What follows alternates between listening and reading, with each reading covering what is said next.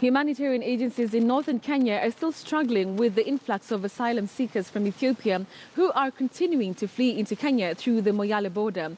Over 8,200 Ethiopian immigrants have crossed over into Moyale following clashes in their country, where 13 people have been killed in the last few days. The immigrants, who have been classified as refugees yet, are currently leaving with relatives, while others are being settled in a common place in Moyale. The temporary shelter and food could, however, soon run out due to the high numbers of immigrants coming in.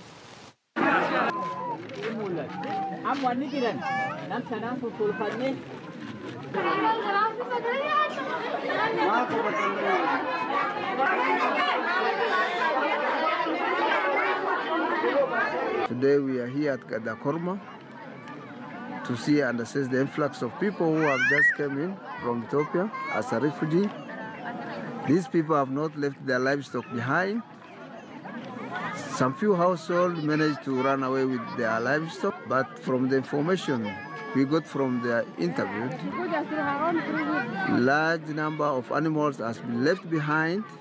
The new arrivals who have just came as reported, huge volume of livestock has been eaten by predators, wild animals. All right, and I want to bring in my colleague, Judge Maringa, who has been following up on this developing story for us. Judge, good morning. Of course, we've seen there in the pictures really some devastating scenes there, many women, children. How can you describe the situation for us? I mean, you've been able to see it and to talk to the people there. What are they saying about this?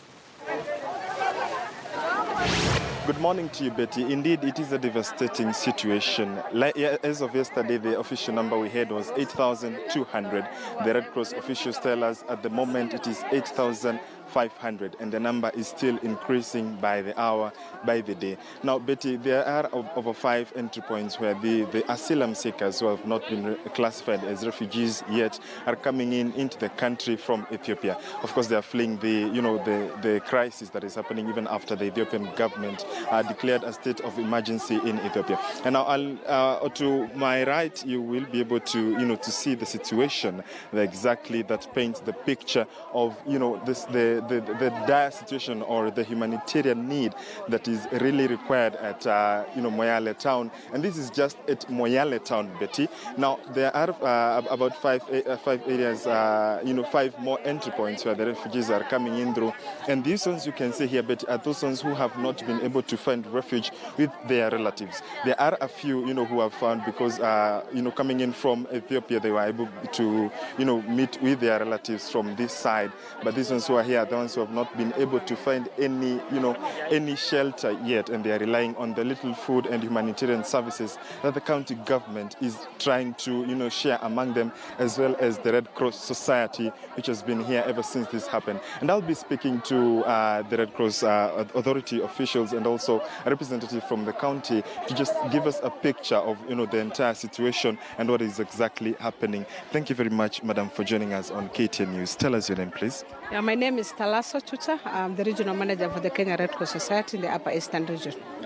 Now, when the asylum seekers started coming into the country, what was your first reaction? How did you react? Did you, start just offering humanitarian services, or what exactly happened? Yeah, we received this information on Saturday around 10 in the afternoon, around 3 o'clock, when there were shootings reported across the border, and immediately we had to verify this information because we've heard that the refugees or the asylum seekers who have started streaming in, and immediately we spoke with the county, the national government security at the sub-county level, and mobilized the county government officials to be able to come and establish exactly what is going on. And so we were able to establish, and people just moved randomly to various locations. The first actually contact point for the asylum seekers was here at this residence because it's an empty space. So they just come and settled, and they were coming through various other, routes that were formal and informal. And so they were scattered across. Some went and lived with their relatives, integrated with relatives, friends, and well-wishers. And the number is quite elevating by the day. So initially there were about 2,000 people between Saturday night and Sunday morning.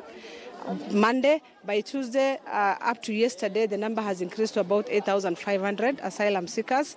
The number that is actually coming in mainly is largely children, women, Some are pregnant, some lactating, the elderly, the sick.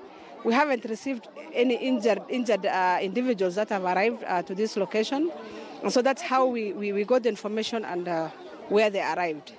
Yeah, at the moment you're classifying them as asylum seekers. They have not yet been classified as refugees. Could you explain that to us?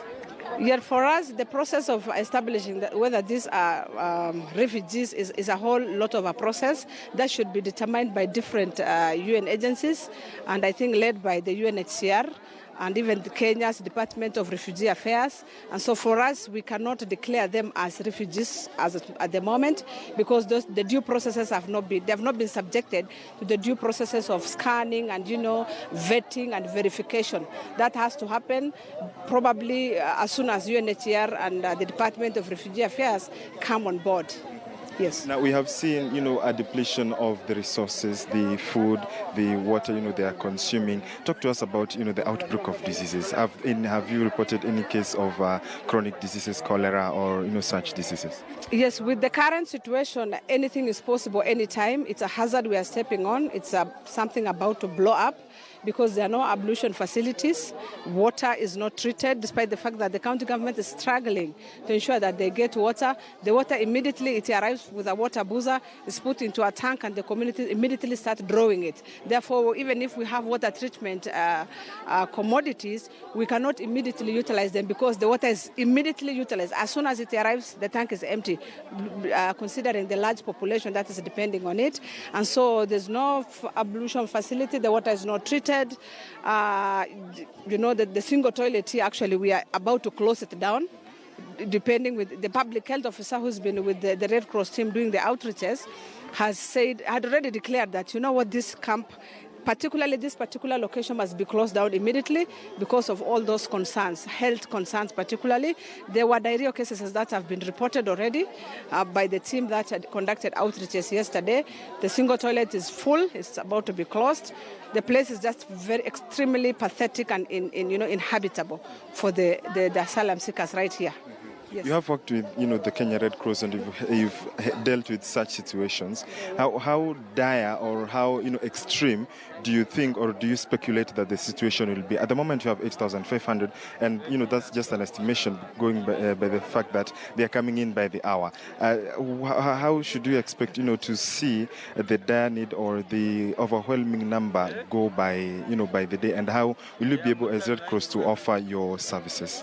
Well, for us, it's overwhelming indeed, both to Kenya Red Cross and the county government particularly, who've been at the forefront in terms of providing water and other essential services. The number is increasing by the day. The camps are not well established. There's no designated camp. These are just makeshift camps that people establish. There are no even proper entry points. It's very difficult for us even to be able to help this. So yesterday we were able to do some response in Moyale in Sololo sub-county to about 2,620 households for a average family size of about 5 per household.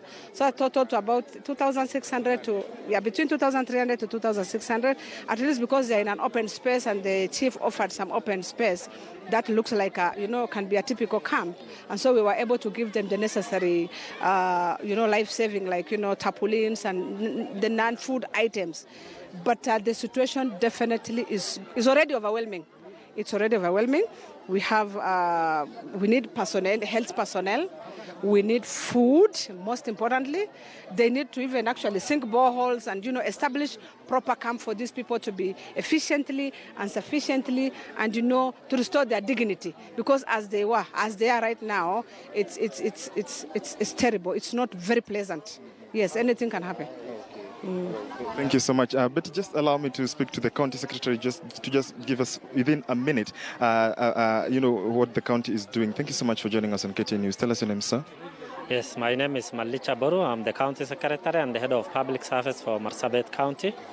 Actually, since this influx came in from the border, from actually Saturday, Sunday, we traveled to this site, and in terms of support, in terms of food provision, in terms of water supply, actually the county is doing its best, and we have supplied some foodstuffs to these people to date.